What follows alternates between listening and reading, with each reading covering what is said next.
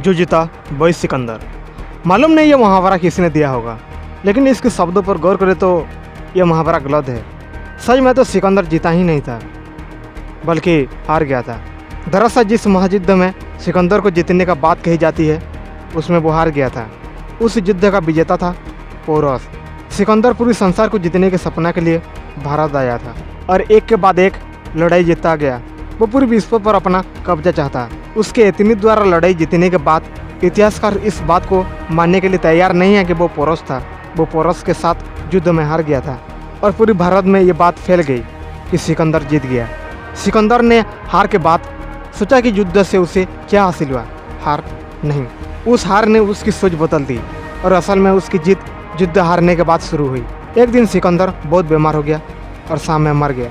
जब उसके अंतिम यात्रा में उसके आरती से दोनों हाथ बाहर थे और उसकी आर्थिक देखने के लिए बहुत लोग आए थे और उन्होंने कहा कि ये हमारे महान शासक का अपमान है।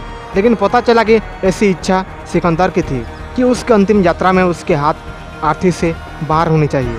अब सवाल आता है कि सिकंदर ऐसा क्यों चाहता था? मरने से पहले सिकंदर की इच्छा थी कि जो उसने अपनी एक साथी को बताई थी कि मरने के बाद उसके दोनों हाथ आरती से बाहर लौटा दिया जाए, ताकि संसार देख सके सिकंदर इस दुनिया में खाली हाथ आया था और खाली हाथ जा रहा है। उसने दुनिया को दिखा दिया कि संसार में सब खाली हाथ आते हैं और खाली हाथ जाते हैं। और उस दिन से घमंडी और क्रूर राजा जीत का प्रमाण बन गया।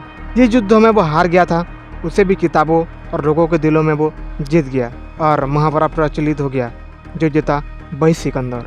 सिकंदर ने तलवार के दम पर दुनिया को जीतना चाहा और उसे समझ आ गया कि ऐसा करना संभव नहीं है और उसने दुनिया को विचारों के दम पर लोगों के दिलों में जीता।